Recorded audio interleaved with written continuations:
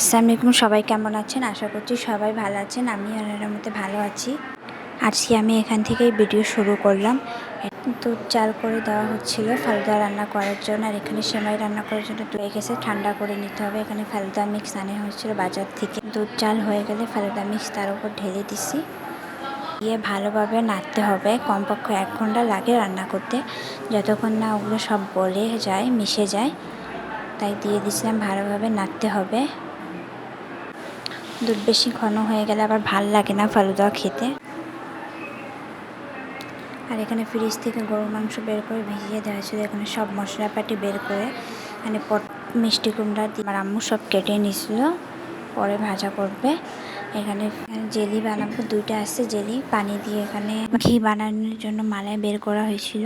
ফালুদা হয়ে গেলে ঘিটা বসিয়ে দেব ঘি হওয়ার জন্য। এখানে ফালুদা প্রায় শেষের পথেই ছিল, তখন একটু আর হয়নি। আসবে বাড়িতে, তাই এর জন্য আয়োজন করা হয়েছে। কে আসবে সেটা আপনার ভিডিওতেই দেখতে পাবেন। আমার ভিডিও ভালো লাগলে সবাই লাইক, কমেন্ট অ্যান্ড শেয়ার করবেন। আর এখানে ফালুদা শেষ হয়ে বানানো হয়ে গেছিলো রান্না। এখানে জেলি বসিয়ে দিয়েছি পানি দিয়ে, যে জেলি মিক্স যতক্ষণ না উবলেবে ততক্ষণ হয়ে গেছিলো। নামাবো, চলে গেছে, এখানে হয়ে গেছে, নামাই দিব। ফ্রিজে কমপক্ষে ঠান্ডা করে 2 ঘন্টা ফ্রিজে রাখবো, তারপরে জমে যাবে। এখানে একটা জেলি হয়ে গেছিলো, আর একটা জেলি রান্না করতে হবে, সেটা রান্না করে নিলাম। এখানে ফালুদা রান্না শেষ, ফালুদার জেলিও রান্না শেষ। সবগুলো ঠান্ডা করে ফ্রিজে রাখবো। আর এখানে ঘি বের করার জন্য মালাই বসিয়ে দেওয়া হয়েছে, আস্তে আস্তে কম আছে বের হবে। এখানে সব বাড়িঘর মোছামুছি কাজ শেষ। এখানে শসা কেটে রেখেছি, লেবু এখানে ফালুদা আনে রাখলাম চেয়ারে। ঠান্ডা হয়ে গেলে ফ্রিজে রাখবো, গরম গরম রাখা যাবে না। বাড়িঘর সব মোছামুছির কাজ শেষ।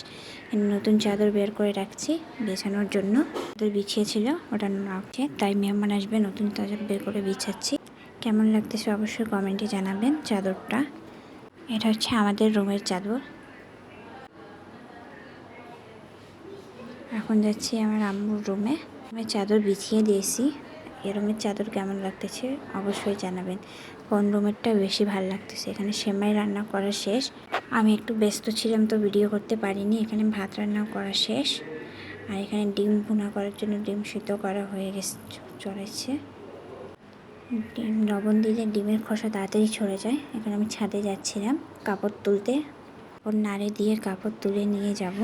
মানে ছাদে রান্না করতে এসেছিল এই চুলায়। এখানে পটল আর মিষ্টি কুমড়া ভাজা শেষ। গরু মাংস সব মশলা দিয়ে পেঁয়াজ ভাজা হচ্ছিলো, ভাজা হয়ে গেলে গরু মাংস দিয়ে দেবে। এখানে পোলাও রান্না শেষ, ভাতও রান্না শেষ, পটল মিষ্টি কুমড়া রান্না শেষ, নেবু কাটা শেষ, শসা, সেমাই।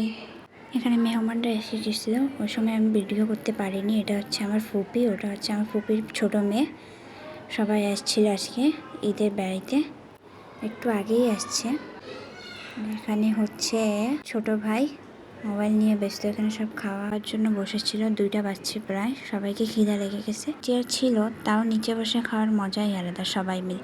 ওটা হচ্ছে আমার ফুপির বড় মেয়ে, তার হাজব্যান্ড। এখানে সবাই একসঙ্গে বসে খাওয়া করছিলাম।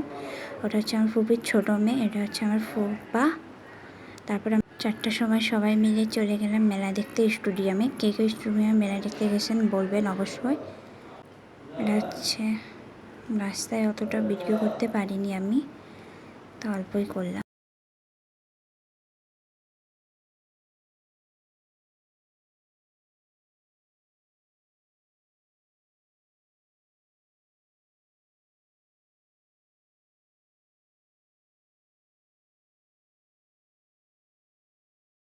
মেলায় গিয়ে দেখি মেলাই নেই, লাগেনি। এখন বলছে 14 তারিখে লাগবে, তাও অল্প দোকানপাটি ছিল 2-4টা, ওটাই দেখে এসে গেলাম।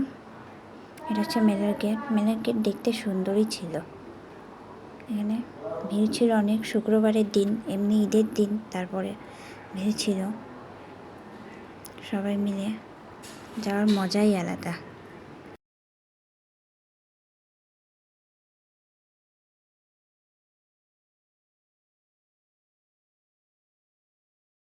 মেলায় গিয়ে দেখি আমার 2 বান্ধবী পেয়ে গেলাম, 2 বান্ধবীকে।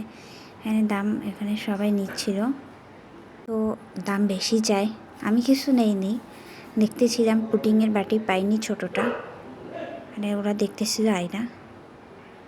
এখানে ওয়ালমেটগুলো, আচার, তেঁতুলের আচার নিয়ে আসছিলাম। আমার আম্মু তেঁতুলের আচার পছন্দ করে। এটা হচ্ছে আমার ফুপুর ছোটো ছেলে, একটাই ছেলে। তারপরে আমরা আসছিল দুপুরে, ওদের সাথে একটু টিকটক বানালাম। কেমন হয়েছে অবশ্যই জানাবেন কমেন্টে। আজকের ভিডিও আমার কেমন লাগছে অবশ্যই কমেন্টে জানাবেন। আর আমার চ্যানেলকে সাবস্ক্রাইব করবেন, আমার পাশে থাকবেন।